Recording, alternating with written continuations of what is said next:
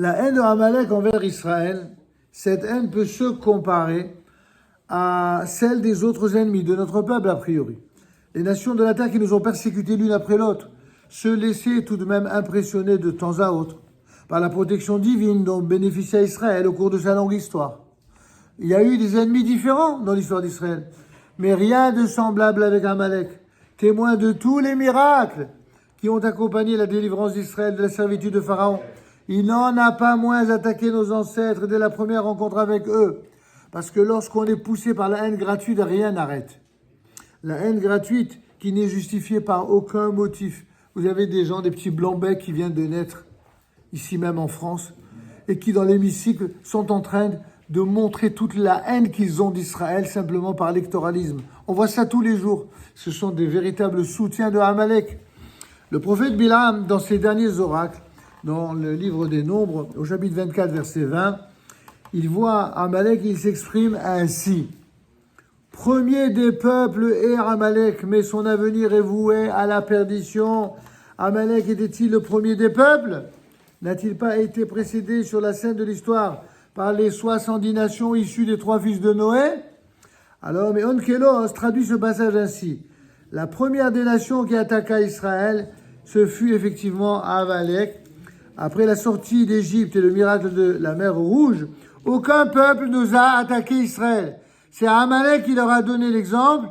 Il a été le premier agresseur de notre peuple à peine libéré. Que lisons-nous en effet dans le cantique de la mer? Des peuples la prennent, Shameron Ramim El Gazoun. Des peuples la prennent et ils tremblent. Des peuples la prennent et ils tremblent. Un frisson s'empare des habitants de Philistie, de Pélistim. Alors s'effrayèrent les princes d'Édom. La terreur saisit les vaillants de Moab. Ils défaillent tous les habitants de Canaan.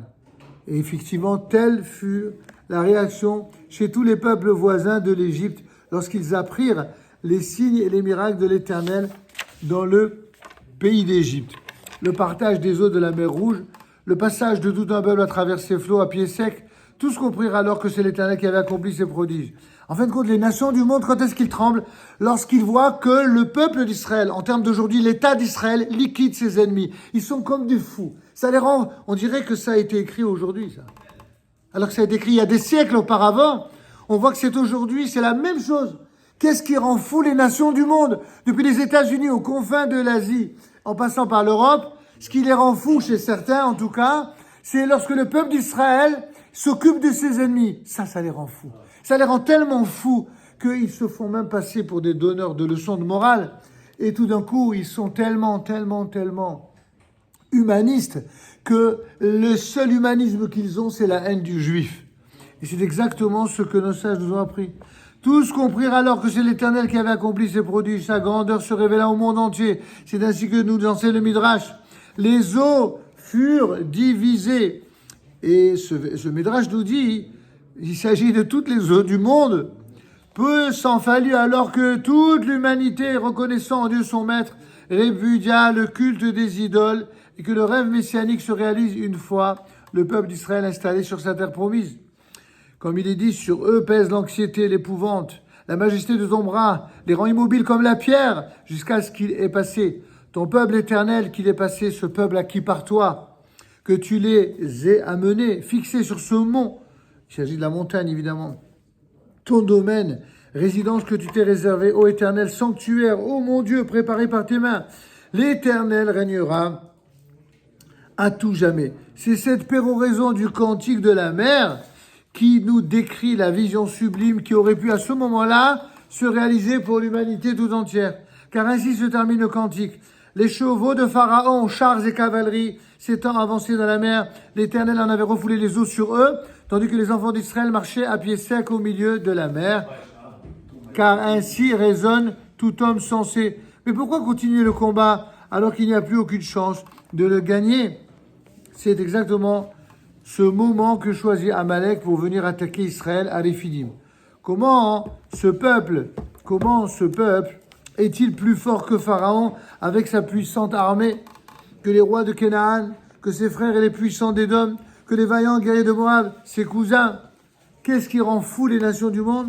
c'est de voir que le peuple d'Israël, eh bien, tient la dragée haute à toutes les nations les plus puissantes. On le voit aujourd'hui comme hier. Avait-il un motif particulier pour se lancer à des centaines de lieues de son territoire sur ce peuple qui ne lui réclamait rien? Mais qu'est-ce qui pousse les nations du monde à se préoccuper de ce qui se passe là-bas en Eretz Israël, alors qu'ils ont des problèmes à l'intérieur de leur pays, alors qu'ils ont un propre problème de sécurité à l'intérieur de leur pays? Ils ne sont pas fichus de s'occuper des problèmes internes et ils voudraient, eux, être les gendarmes du monde là-bas en terre d'Israël. Vous voyez, ça n'a pas changé depuis l'époque de Amalek. Avait-il un motif particulier pour se lancer ainsi à des centaines de lieues de son territoire sur ce peuple qui ne lui réclamait rien? Mais quelle audace!